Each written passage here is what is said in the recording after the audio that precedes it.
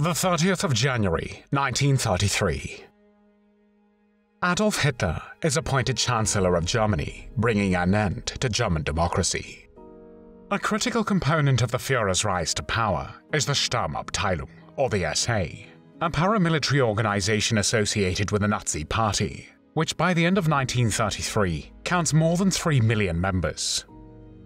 Soon, its leadership will start to demand the removal of German elites from power and their replacement with fanatical Nazis.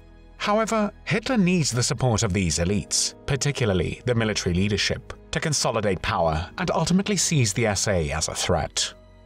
During the Night of the Long Knives, he purges the SA, effectively ending their political and military power.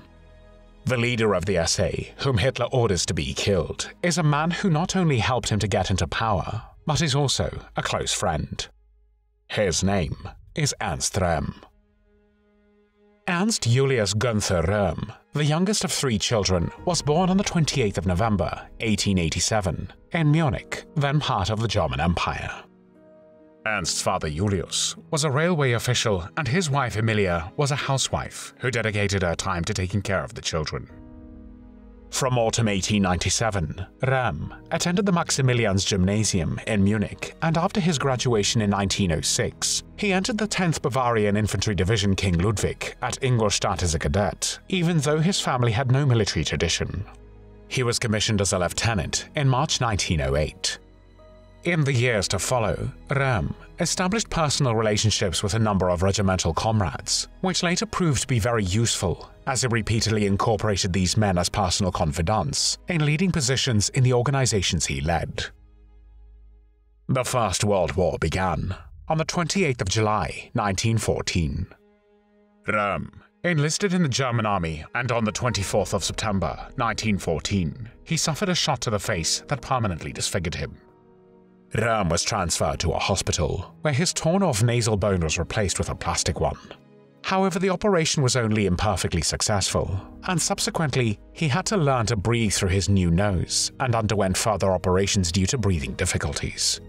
As the wound repeatedly festered, he struggled with health problems for the rest of his life. On the 19th of October, 1914, Röhm was awarded the Iron Cross Second Class, and on the 3rd of December 1914, he was promoted to first lieutenant.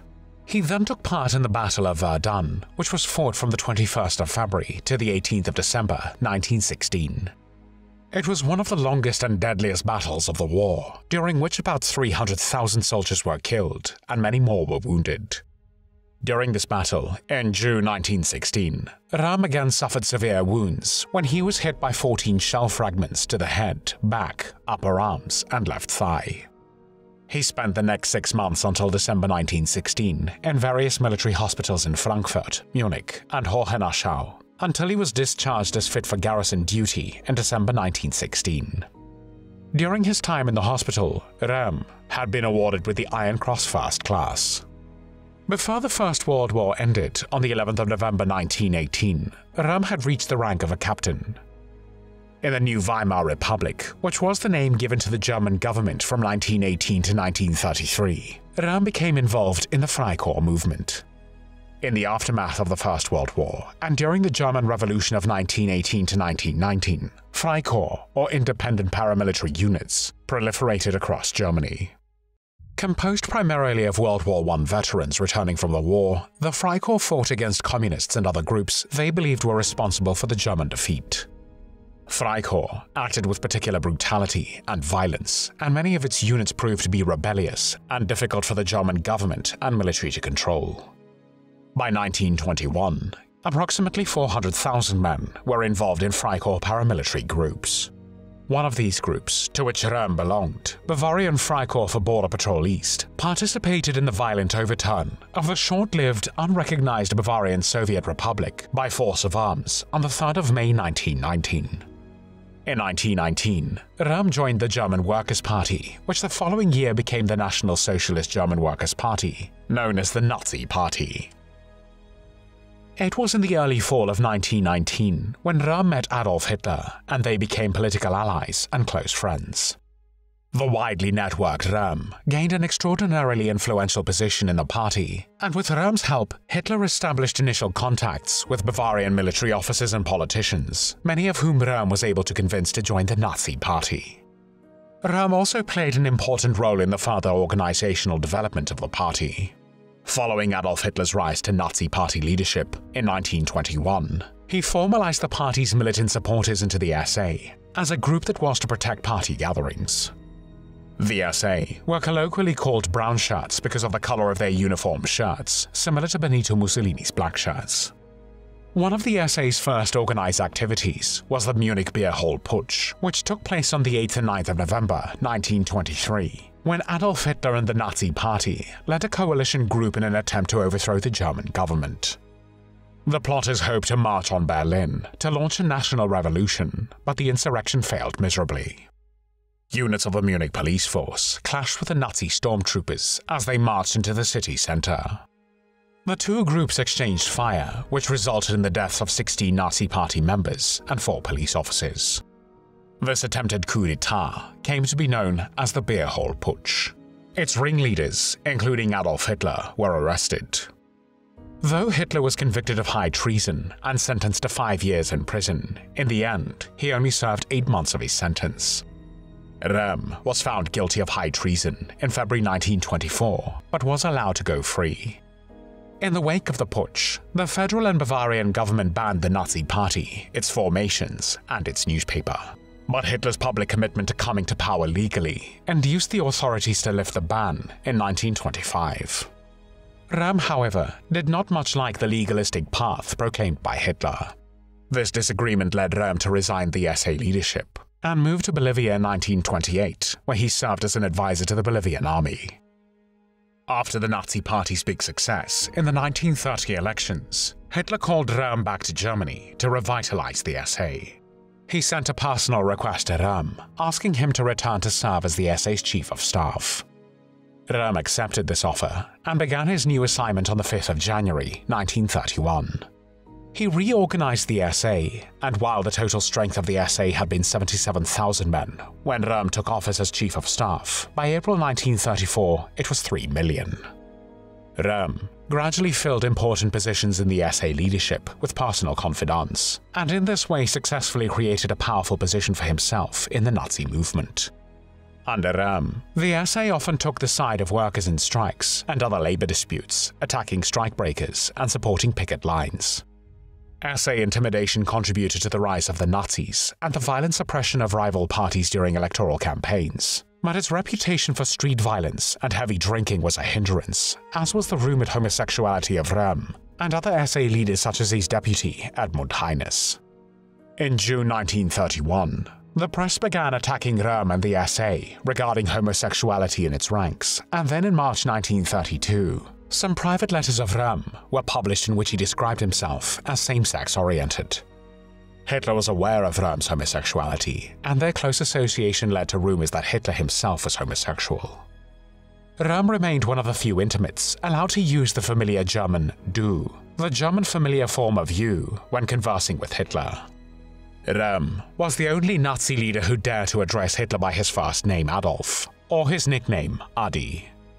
Röhm was also a sexual deviant. He hired a homosexual pimp by the name of Peter Gröninger and paid him 200 marks a month to procure young attractive boys from the Hitler Youth to become participants in the SA orgies. Some of these adolescents were only 14 years old. Röhm's sexual encounters with the young men took place under great discretion, either in his Munich apartment, after 1933 in the villa he moved to in that year, or in the apartment of various associates. The SS and Gestapo chief, Heinrich Himmler, who was later largely responsible for Röhm's murder, saw homosexuality as a threat to the state. Himmler believed that homosexual men strove to infiltrate state structures, which, however, did not strengthen them, but on the contrary, led to the destruction of the state. In Röhm, who had indeed installed some homosexual SA functionaries in his immediate circle, Himmler saw a kind of key witness to his conspiracy theory. Adolf Hitler and the Nazi Party came into power in January 1933. On the night of the 27th of February 1933, the Reichstag Parliament building burned down due to arson. The Nazi leadership and its German nationalist coalition partners exploited the fire to persuade President Paul von Hindenburg that communists were planning a violent uprising to derail Germany's national renewal, and that emergency legislation was needed to prevent this. Commonly known as the Reichstag Fire Decree, the resulting Act for the Protection of the People and State abolished a number of constitutional protections and paved the way for Nazi dictatorship. The decree suspended the right to assembly, freedom of speech, freedom of the press, and other constitutional protections, including all restraints on police investigations. In the weeks following the Reichstag fire, at the height of the terror executed by Röhm's SA, several thousand people were deported by the SA to prisons, SA cellars, and especially to the first concentration camps of the Nazi state, which began in March 1933, largely initially under the direction of the SA and operated by it. In 1933, the SA continued to provide key support to the Nazi regime as it consolidated its power into a dictatorship. However, the SA leadership had demands to finish the Nazi revolution. Röhm's plan was for the SA to absorb and replace the German military to form a true people's army under his command. However, Röhm did not realize that after Hitler became the Chancellor, he no longer needed the street-fighting capabilities of the SA, but the army. Hitler saw the independence of the SA and the penchant of its members for street violence as a direct threat to his newly gained political power. This behavior became a source of embarrassment and discomfort for Hitler in his dealings with the traditional German nationalist elites. The SA leadership sought to remove the elites from power and replace them with fanatical Nazis. However, Hitler, the Nazi Party leadership, and the leadership of the SS at the time of formation of the SA understood that the Nazi regime needed to work with the traditional elites, as they would need their support to consolidate power and prepare the nation for a war of expansion. Many SA leaders had working-class origins and longed for a radical transformation of German society. They rejected capitalism, and they intended to take steps to curb monopolies and promoted the nationalization of land and industry. Several attempts by Hitler to persuade Röhm to abandon the course he had taken, since it interfered with his political conception, failed because of Röhm's refusal. A final meeting between the two men in Hitler's office in the Reich Chancellery in early June 1934 ended in a vociferous argument. 2 months earlier, in April 1934, Hitler had met with German military leaders on the ship Deutschland. By that time, he knew President Paul von Hindenburg would likely die before the end of the year. Hitler informed the army hierarchy of Hindenburg's declining health and proposed that the Reichswehr, the German army, support him as Hindenburg's successor. In exchange, he offered to reduce the SA, suppress Röhm's ambitions, and guarantee the Reichswehr would be Germany's only military force. As early as April 1934, Heinrich Himmler and Reinhard Heydrich began to conspire with Hermann Göring to persuade Hitler to eliminate Röhm. In June 1934, in preparation for the purge known as the Night of the Long Knives, both Himmler and Reinhard Heydrich, chief of the SS Security Service, assembled a dossier of manufactured evidence to suggest that Röhm had been paid 12 million Reichsmarks, 60 million United States dollars in today's value, by the government of France to overthrow Hitler. Leading officers in the SS were shown falsified evidence on the 24th of June that Röhm planned to use the SA to launch a plot against the government. At Hitler's direction, Hermann Göring, Heinrich Himmler, and Reinhard Heydrich drew up lists of people in and outside the SA to be killed. Meanwhile, President von Hindenburg, the leadership of the Reichswehr, and Hitler's conservative coalition partners, including Vice-Chancellor Franz von Papen, issued warnings about the increasingly radical Nazi regime. If the revolutionary elements of the Nazi regime were not brought under control, the army leaders threatened to overthrow the Hitler government and place the country under martial law. Despite radical rhetoric, neither Röhm nor his top commanders ever planned to seize power in Germany. Hitler considered Röhm one of his few friends and procrastinated over the decision. However, the generals of the Reichswehr assured him that if he sacrificed Röhm and his SA and liquidated them as a political power factor, they would accept him in return as successor to the terminally ill Reich President Hindenburg as head of state and commander-in-chief of the army. Hitler decided that the time had come both to destroy Röhm and to settle scores with old enemies. Hitler tasked Himmler and the SS with carrying out the purge. On the 28th of June, Hitler ordered Röhm to assemble the top SA leaders at a Bavarian spa in Bad Wiese. This served the purpose of physically separating Röhm and his sub-leaders from their mass following, counting 4 million men in 1934, so that they could be easily eliminated while weak and isolated, and also conveniently gathered in a single location. On the morning of the 30th of June, 1934, as Hitler was landing in Munich, located just 50 kilometers away, SS units commanded by Dachau concentration camp commandant Theodor Reicher surprised the SA leaders asleep in a hotel, some such as Edmund Heines with their male lovers. 6 of Röhm's most important sub-leaders were shot by a firing squad in a courtyard of the Munich Stadelheim prison on the evening of the 30th of June. Numerous other SA members who were considered part of Röhm's leadership group were shot from the 30th of June to the 2nd of July in the Dachau concentration camp and other locations.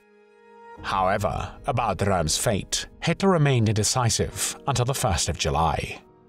Because of his personal relationship with him, Hitler wanted to pardon Röhm on the basis of his merits and spare him the firing squad, but he yielded to the urging of various other Nazi leaders, especially Himmler and Göring, who pestered him that Röhm's elimination was imperative. On the 1st of July, 1934, Hitler gave Röhm the choice to commit suicide, and in doing so, he would admit to the German people that he had made a mistake by planning a putsch. Eicher and his deputy SS Sturmführer Michael Lippert were ordered to go to Stadelheim prison. Eicher entered the cell and placed a revolver on Röhm's prison cell table and informed him that he had 10 minutes to make good on Hitler's offer. After 10 minutes, they heard no shot, so they returned and found the 46-year-old Röhm standing in the middle of his cell. "If Adolf Hitler wants to kill me," he said, "let him do the dirty work." Eicher and Lippert then fired several bullets into Röhm's chest, and the last one after he slumped to the floor. Mein Führer, Röhm gasped. "You should have thought of that earlier. It's too late now," Eicher replied, dismissing Röhm's dying pledge of loyalty. The following night, Röhm's body was taken to Perlach Cemetery and buried in an unmarked grave. On the 21st of July, 1934, the bodies of Röhm and 6 others who had been shot were exhumed and cremated. Röhm's urn was later buried in a small family grave in Munich's West Cemetery.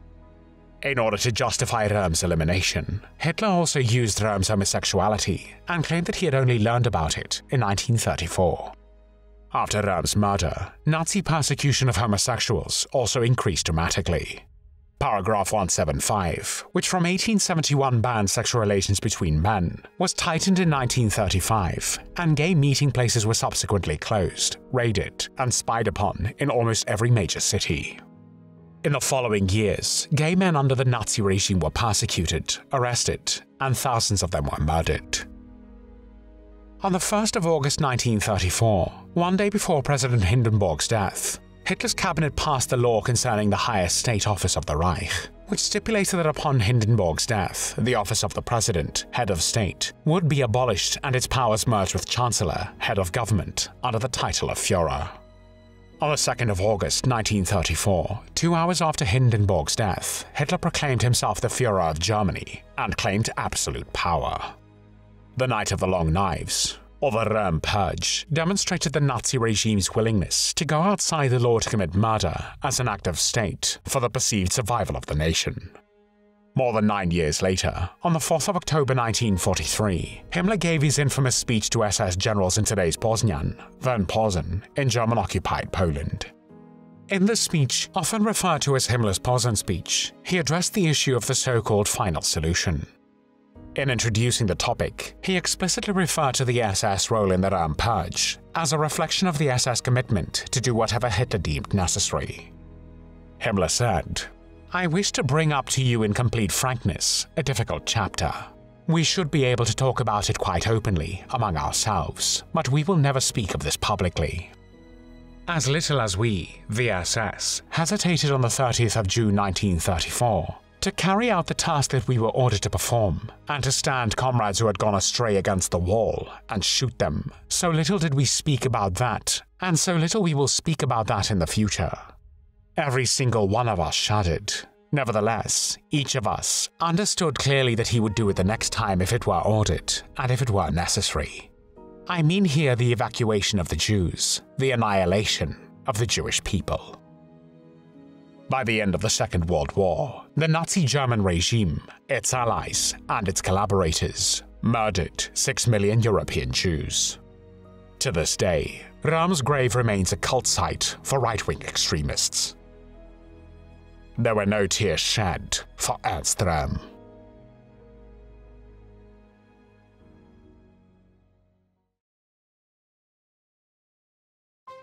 Thanks for watching the World History Channel. Be sure to like and subscribe, and click the bell notification icon so you don't miss our next episodes. We thank you, and we'll see you next time on the channel.